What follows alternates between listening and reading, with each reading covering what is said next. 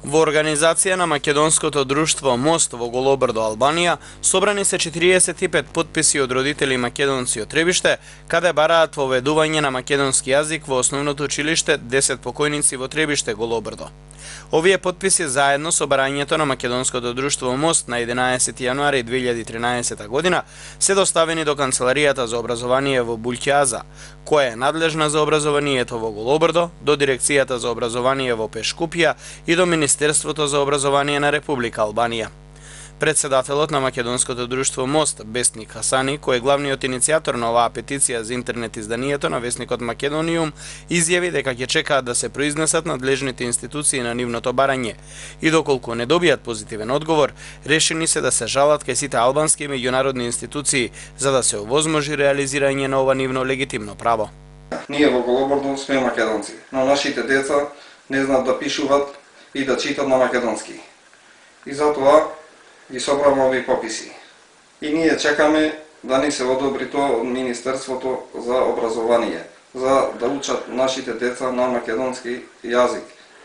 Ако не ни се одобри тоа, ќе се жалиме до ОПСЕ и Европската Унија. Од македонското друштво Мост најавуваат дека ќе продолжат со собирање на потписи за воведување на македонскиот јазик и во општините Стеблево и Острени во Голобрдо. Тука македонците не се признати од страна на албанската држава и немаат право да го изучуваат македонскиот јазик во училиштата, иако го зборуваат. Весникот Македониум дојде до писмо напишано од жителка на селото Требиште, Голобрдо, објавено во најтиражниот албански весник Шекули. Писмото е под наслов "Душата ме боли што не знам да пишувам и читам на мојот јазик". Ние албанците продолжуваме да се бориме за еден псеудо-идентитет, барајќи да го избришеме правот од славното минато. Идентитетот не е статичен, туку динамичен. Јас сум родена и порасната во Требиште, сум со албанско државјанство и националност, но тоа не може да го негира фактот дека во училиште, каде што наставниците беа принудени да ни зборуваат на албански јазик и кога баравме пенкало од другарките, зборувавме на нашиот јазик по наше. Затоа, еднаш за секогаш треба да ставиме крај на хипокризијата. Не зборувам за загрозување на албанскиот територијален интегритет, ниту за претензии за статус на малцинство.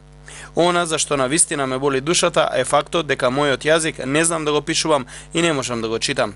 Во Италија постојат региони со посебни статуси каде што жителите се по националност и државјаност италијанци, но во школо освен италијанскиот го учат и нивниот јазик, трентино, германски и италијански. И Голобрдо треба така да биде, бидејќи има јазично и етнографско богатство, што треба да се конзервира и заштити, ората, свадбарските песни носиите.